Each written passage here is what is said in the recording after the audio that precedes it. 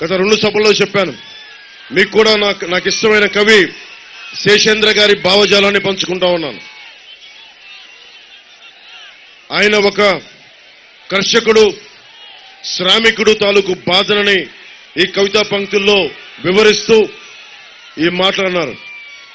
నేను భూములు ఎందుకు దున్నుతున్నానో తెలియదు, డ్యాములు ఎందుకు కడుతున్నానో తెలియదు, నా బ్రతుకొక సున్నా కానీ నడుస్తున్నా, వేళ్లు కాళ్ళే నడిచే చెట్టు మనిషి, చెట్టుగా ఉంటే ఏడాదికి ఒక వసంతమన్నా దక్కేది, మనిషినై అన్ని వసంతాలు కోల్పోయాను.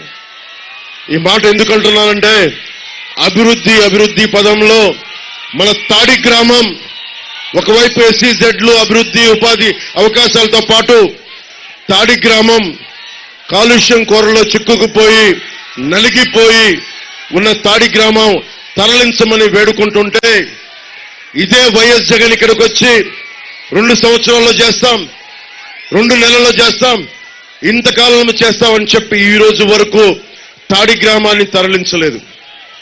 నాకు దురదృష్టవశాత్తు 2019 ఎన్నికల్లో నన్ను గెలిపించలేకపోయారు.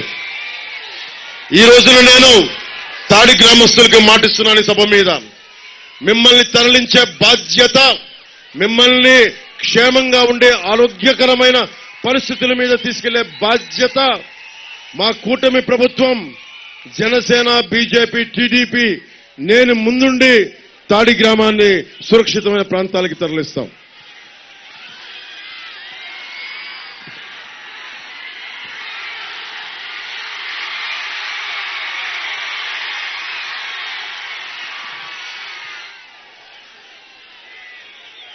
మీకు ఇది ఇసిరితే ఏమొస్తుంది? హుషారు వస్తుంది మీకు.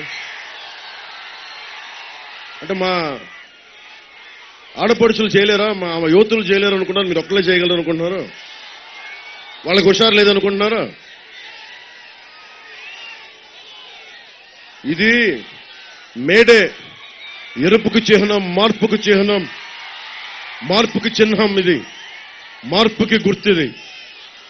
మీరు ఒకటే గుర్తుపెట్టుకోండి, ఇది 12 రోజులు 11 రోజులు ఉంది, ఇంకంతే, లెస్ దాన్ 2 వీక్స్, 2 వారాల కంటే తక్కువ ఉంది మనకి. మీ భవిష్యత్తుకి, యువతరానికి, ఆడపడుచులకి, వచ్చే తరం మీది, మాది కాదు, వచ్చే తరం మీది. మీ భవిష్యత్తు కోసం అక్కడున్న నువ్వే, ఆ చిన్న బిడ్డ కోసం, భుజాల మీద ఎత్తుకున్న ఆ బిడ్డ భవిష్యత్తు కోసం, ఇక్కడున్న మా ఆడపడుచుల భవిష్యత్తు కోసం, మొత్తం ఒక సముద్ర తరంగంలా తెరలుగా ఒక సునామీ వేవ్ లాగా ఉన్న యువతరం కోసం, మార్పు కోసం జనసేన పెట్టాం. భవిష్యత్తు ఎట్లా ఉంది? ఈ రోజున నలిగిపోతున్నాం. ఒక్క ఛాన్స్ అని జగన్ అడిగాడు. ఒక్క ఛాన్స్ ఇచ్చేశారు మీరు, ఇంక చాలు. ఒక్క ఛాన్స్ ఇచ్చేశారు చాలు జగన్కి. ఒక్క ఛాన్స్ ఇస్తే ఏం చెప్పాడు? నేను 2019 ఎన్నికల్లో ఏం చెప్పా? ఈ కొండ మాది, ఈ గుట్ట మాది, కనిపించే ప్రతి స్థలం మాది అని నేను మీ అందరి చెవుల్లో ఇల్లు కట్టుకొని మరి చెప్పా. ఆ రోజు నేను సరదాగా అనుకున్నారు, నా మాట నమ్మలా. ఈరోజు హెలికాప్టర్ మొత్తం తిరుగుతా ఉంటే అంతా ఒకటే చెప్తా ఉన్నారు, మొత్తం ఉత్తరాంధ్ర భూములన్నీ, పెందుర్తి భూములన్నీ, అన్ని భూములు కూడా మొత్తం వైవి సుబ్బారెడ్డి గారు, మిథున్ రెడ్డి గారు, పెద్దిరెడ్డి గారు, అందరూ నాయకులందరూ దీనిని మొత్తం కబ్జాలో పెట్టి వేలాది ఎకరాలు. ఒక తాడి గ్రామాన్ని మరల్చడానికేమో ఎకరాలు లేవు. ఇక్కడ పుట్టారు, ఇక్కడ పెరిగారు, ఇక్కడ కన్నీళ్లు, కష్టాలు. ఇక్కడ వారికి భూమి లేదు, ఇక్కడ వారికి భూమి లేదు. దశాబ్దాలుగా, తరాలుగా పుట్టి పెరుగుతున్న వాళ్ళకి ఇక్కడ భూమి లేదు, స్థలం లేదు, ఎకరాలు లేవు. కానీ మన మీద అధికారం చెలాయించి వీళ్ళకి భూములన్నీ ధనదత్తం చేస్తా ఉంటే మీరందరూ ఏం చేస్తారు? చేతులు కట్టుకొని కూర్చుంటారా? చేతులు కట్టుకొని కూర్చుంటారా? మనకి బాధ్యత లేదా? బాధ్యత ఉందా లేదా మనకి?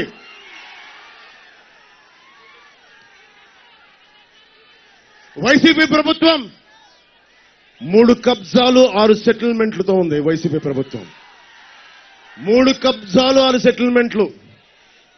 ఏ మూలకెళ్ళు ఇదే మాట.